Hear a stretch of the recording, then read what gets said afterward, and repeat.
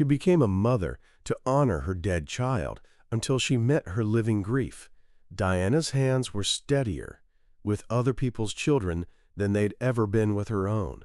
At 38, she ran the most sought-after daycare in the suburbs, where parents waited months for a spot because Diana Campbell had a gift with children that bordered on the mystical. She could calm any tantrum, heal any scraped knee, and remember every child's favorite story with the precision of someone whose entire existence had been reorganized around the needs of small people. What the parents didn't know was that Diana saw Emily in every child she cared for. Emily would have been 8 now. Emily would have loved the finger paints Diana set out each Tuesday. Emily would have giggled at the puppet shows Diana performed with theatrical dedication every Friday afternoon. Emily would have been alive. But Emily had died 3 years ago from leukemia, taking with her not just Diana's daughter but Diana's identity as a mother. Or so Diana had thought, until she discovered she could still be a mother, just to everyone else's children instead. Miss Diana, Miss Diana. 4-year-old Lucas tugged at her sleeve with paint-stained fingers. "Can you tie my shoe?" Diana knelt immediately, her movements automatic and gentle. As she worked with Lucas's laces, she felt the familiar bittersweet ache that came with these moments. Emily had been learning to tie her shoes when she got sick. Emily had been so proud when she finally managed a wobbly bow, running to show Diana with joy radiating from every inch of her small body. "There you go, sweetheart," Diana said, her voice steady despite the memory threatening to overwhelm her. Lucas beamed and ran back to his painting, leaving Diana kneeling on the classroom floor, surrounded by the cheerful chaos of 15 other children who belonged to someone else. But what disturbed Diana most was not the pain. She'd made peace with pain. It was the moments when she forgot. Brief, terrible seconds when Lucas or Sophie or Michael would do something that made her smile without remembering Emily, laugh without the weight of loss, feel joy that wasn't borrowed from grief. Those moments felt like betrayal. The session with Dr. Patricia Reeves had been Sarah's idea. Sarah, Diana's sister, who watched with growing concern as Diana devoted every waking hour to other people's children while her own life remained frozen in the amber of loss. "I don't need therapy," Diana said, sitting rigidly in the unfamiliar chair. "I'm functioning perfectly well." Dr. Reeves, a woman in her early 60s, with kind eyes and an unsettling ability to see through well-constructed facades, nodded slowly. "Tell me what functioning perfectly well looks like for you. I run a successful business. The children in my care are happy and thriving. I'm contributing something meaningful to the world." "And how are you, Diana?" "Not your business. Not the children you care for. You." The question felt invasive, irrelevant. "I'm fine. I'm doing exactly what I should be doing. Which is taking care of children, being the mother they deserve." "And what about being the mother Emily deserved?" The name hung in the air like a physical presence. Diana felt her chest tighten, her carefully maintained composure threatening to crack. "Emily is dead," Diana said quietly. "I can't be her mother anymore, but I can be a mother to children who need one. Is that what Emily would want for you?" The question hit like a blow to the solar plexus. "Don't," Diana's voice turned sharp. "Don't you dare tell me what my dead child would want. You didn't know her." "You're right. I didn't know Emily. But you did. What kind of person was she?" Despite herself, Diana felt a small smile tug at her lips. She was sunshine, curious about everything. She wanted to be a teacher when she grew up because she said kids were more interesting than adults. She used to. Diana stopped, the familiar wall rising between memory and voice. She used to. What? She used to worry about me when I was sad. Even when she was sick. Even when she was the one who should have been comforted, she would pat my hand and tell me stories to make me feel better. Dr. Reeves leaned forward slightly. She sounds like she loved you very much. She did. The words came out broken, and I failed her. How did you fail her? I couldn't save her. I couldn't protect her. I was her mother, and I let her die. The words Diana had never spoken aloud crashed into the room like a confession that had been eating her alive for 3 years. Diana, did you cause Emily's cancer? No, but could you have prevented it? No, but I should have. Could any mother have saved her from what she had? No. The word came out as barely a whisper, but I should have been enough. Love should have been enough. Dr. Reeves sat in the weight of that admission. And now you're trying to be enough for other children? I'm trying to be the mother I couldn't be for Emily. What if you already were the mother Emily needed? Diana shook her head violently.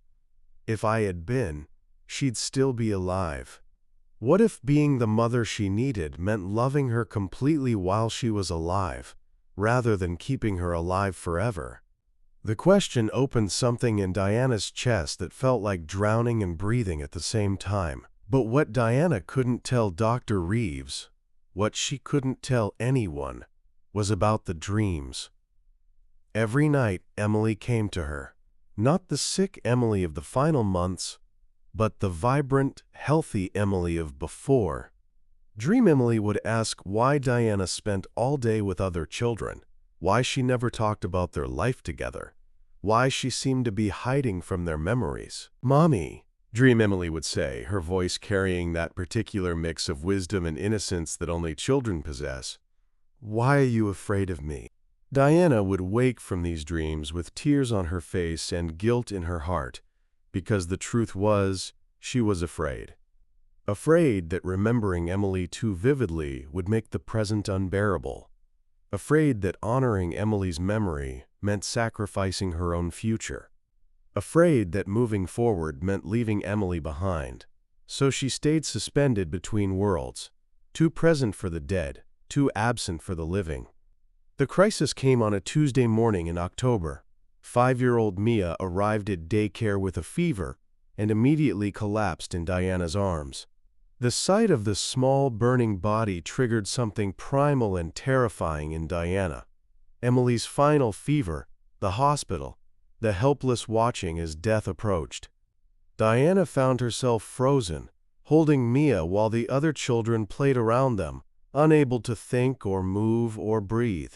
In that moment, she wasn't Diana, the daycare provider. She was Emily's mother, failing again, watching another child suffer while she stood powerless. It was Miss Jennifer, Diana's assistant, who took Mia and called the paramedics. It was Miss Jennifer who handled the crisis while Diana sat in the bathroom, shaking and sobbing, reliving every moment of Emily's decline. But something else had happened in that moment of crisis. As Diana held Mia's fevered body, for just a second, she hadn't been thinking about Emily at all. She'd been thinking about Mia, this specific child with her own unique needs and fears, and parents who loved her. For one terrifying second, Diana had been present for Mia's crisis, rather than lost in Emily's ghost. And that felt like the ultimate betrayal. The emergency session with Dr. Reeves that afternoon began with Diana's confession. I think there's something wrong with me, Diana said, her voice hollow. I had a moment today where I forgot about Emily, where I was just present for another child, and it felt like I was betraying her memory. Tell me more about that feeling. If I stop thinking about Emily, if I stop carrying her with me in everything I do, then it's like she really dies, like she never mattered, like our life together was just disposable. Dr. Reeves was quiet for a long moment. Diana, what would it mean if Emily's death wasn't the most important thing about your relationship? The question felt like blasphemy. What do you mean? What if the most important thing wasn't how she died, but how she lived? What if the most important thing wasn't her absence, but what her presence gave you? Diana struggled with the concept. But if I'm not defined by losing her, then who am I? Who were you before you became Emily's grieving mother? I was Emily's mother, period. That's all I ever wanted to be. And now?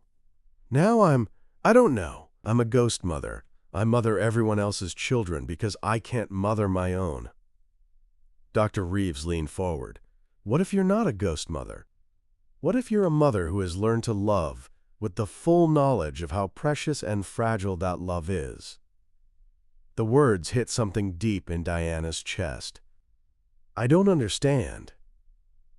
Most mothers love their children assuming they'll always be there. You love knowing that time is finite, that every moment matters. That's not ghost mothering. That's loving with the wisdom that loss taught you. Diana felt something shifting inside her. A tectonic plate of understanding beginning to move. But what about Emily? What about honoring her?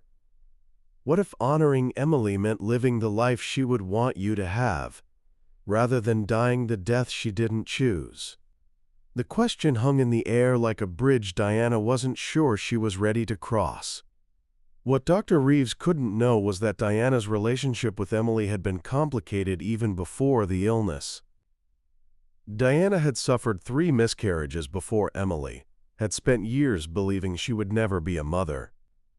When Emily finally arrived, healthy and perfect, Diana had loved her with an intensity that sometimes frightened both of them.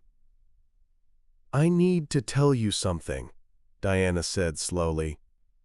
I don't think I was a very good mother to Emily when she was alive. What makes you say that? I was so afraid of losing her. Even before she got sick, I was overprotective, anxious, constantly worried something would happen to her. She used to tell me not to worry so much, that worrying didn't keep her safe. Diana's voice broke. She was 5 years old, and she was comforting me about my anxiety about losing her. And then I did lose her. What do you think Emily would say about how you're living now? Diana was quiet for a long time, genuinely considering the question. She'd probably say I was still worrying too much, still trying to control things I can't control. Such as? Whether love is enough. Whether caring for other children can somehow make up for not being able to save her. Whether being a perfect daycare provider can retroactively make me the mother she deserved. The admission felt like stepping off a cliff. Diana, what if you already were the mother she deserved? What if the love you gave her was exactly what she needed, and her death doesn't erase the value of that love? But I couldn't save her. Mothers aren't supposed to be able to save their children from everything. They're supposed to love them completely while they're here. Then what's the point? What's the point of loving someone if you can't protect them? Dr. Reeves smiled sadly. The point is the love itself, not what the love can accomplish, but what the love is. Diana felt tears streaming down her face, not the bitter tears of grief she'd become accustomed to, but something else, something that felt almost like relief. I miss her, Diana whispered. Not just the idea of her, not just being her mother, but her. Her laugh, her questions, the way she hummed when she was concentrating. I miss Emily the person, not just Emily the child I failed to save. What would it be like to honor Emily the person instead of Emily the lost child? The question opened doorways in Diana's mind she'd kept locked for 3 years. Over the following weeks, something unprecedented began to happen. Diana started to remember Emily's life instead of just her death. She remembered Emily's obsession with dinosaurs and her elaborate theories about what they might have evolved into if the asteroid hadn't hit. She remembered Emily's insistence on wearing her favorite purple dress every single day for 2 months, and how Diana had bought 5 identical dresses to keep up with the laundry. She remembered Emily's joy, not just her suffering. At the daycare, subtle changes began to emerge. Diana still cared for the children with the same dedication, but now there was something different in her attention. Instead of seeing Emily in every child, she began to see each child as themselves. Lucas with his fierce determination, Sophia with her gentle empathy, Michael with his wild imagination. For the first time in 3 years, Diana was present for the children in front of her rather than the child who was gone. But the most significant change came when Diana decided to visit Emily's grave for the first time since the funeral. She brought purple flowers, Emily's favorite, and sat cross-legged on the grass the way Emily used to sit when she was thinking hard about something. "Hi, baby," Diana said aloud, feeling both foolish and necessary. "I've been taking care of other kids, trying to be the mom to them that I couldn't be to you, but I think maybe I was already the mom you needed." The words felt strange in her mouth, like speaking a language she'd forgotten. "Dr. Reeves thinks you'd want me to be happy.